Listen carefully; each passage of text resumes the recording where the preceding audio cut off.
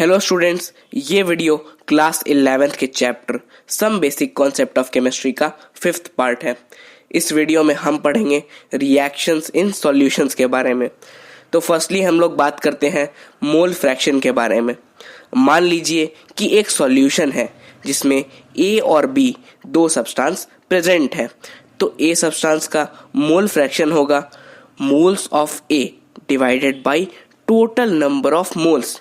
इसी तरह से बी सब्सटेंस का भी मोल फ्रैक्शन होगा moles of B divided by total number of moles. और मोल फ्रैक्शन को हम इस सिंबल काई से डिनोट करते हैं। इससे रिलेटेड एक एग्जांपल देखिए। Calculate the mole fraction of NaCl present in H2O।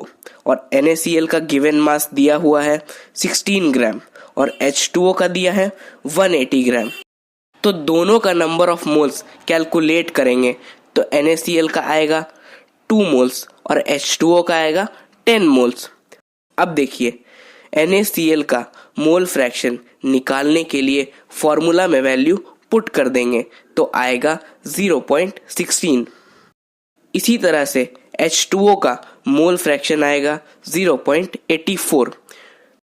तो चलिए अब बात करते हैं मास परसेंटेज के बारे में। कोई भी सॉल्यूशन अगर दो सब्सटेंस से मिलके बना हुआ है तो एक जो कम अमाउंट में है वो सॉल्यूट और जो ज्यादा अमाउंट में है वो सॉल्वेंट होता है।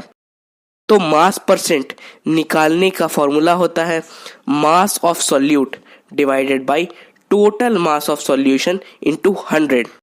इससे रिलेटेड एक एग्जांपल देखिए। 2 ग्राम ए सब्सटेंस को 18 ग्राम वाटर में मिला के एक सॉल्यूशन बना, तो सॉल्यूट का मास परसेंटेज बताइए। तो सॉल्यूट यानी ए सब्सटेंस है 2 ग्राम और सॉल्यूशन है 18 प्लस 2 ग्राम। तो मास परसेंटेज का formula mass of solute by total mass of solution into 100 में वैल्यू पुट कर देंगे तो आंसर आएगा 10%। अब बात करते हैं मोलरिटी के बारे में। तो 1 लीटर सॉल्यूशन में जितना number of moles of solute होता है उसे हम मोलरिटी कहते हैं। इसका फॉर्मूला होता है number of moles divided by volume of solution in litre. और मोलरिटी को हम कैपिटल M से डिनोट करते हैं। इससे रिलेटेड एक एग्जांपल देखिए। 4 ग्राम NaOH सॉल्यूशन का मोलरिटी बताइए जब वो 200 ml वाटर के मिक्सिंग से प्रिपेयर होता है। तो मोलरिटी का फॉर्मूला होता है number of moles by volume of solution in litre.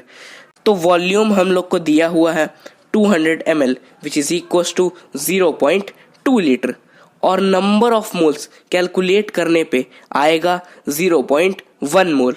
अब इसे फॉर्मूला में पुट कर देंगे तो हमारा आंसर आएगा 0.5 मोलरिटी।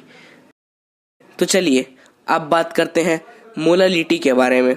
तो 1 kg सॉल्वेंट में जितना number of moles of solute होता है उसे हम मोलरिटी कहते हैं। इसका फॉर्मूला होता है number of moles of solute divided by mass of solvent in kg। और मोलरिटी को हम स्मॉल m से डिनोट करते हैं। इससे रिलेटेड एक एग्जांपल देखिए। Calculate the molality of solution prepared by mixing 80 gram of NaOH in 180 gram of solution। तो मोलरिटी का फॉर्मूला होता है number of moles of solute divided by mass of solvent in kg।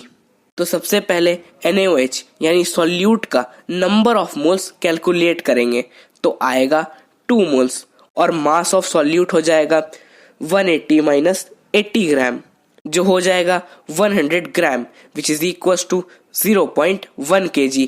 Formula में put करने के बाद molarity आएगा 20। तो स्टूडेंट्स, इस वीडियो में हमने मेनली इन 4 फॉर्मूलाज के बारे में सीखा। Mole fraction is equal to moles of first particle divided by total number of moles.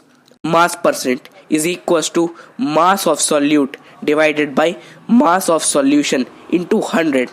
Molarity is equals to number of moles divided by volume of solution in liter. Molarity is equals to number of moles of solute divided by mass of solvent in kg. तो students, ये था chemistry के chapter some basic concept of chemistry का 5th video. Next video में हम इस chapter के NCERT question को सॉल्व करेंगे। अगर आपको अभी भी कोई भी डाउट है तो नीचे कमेंट कीजिए, मैं उसका रिप्लाई ज़रूर दूंगा। Thank you for watching.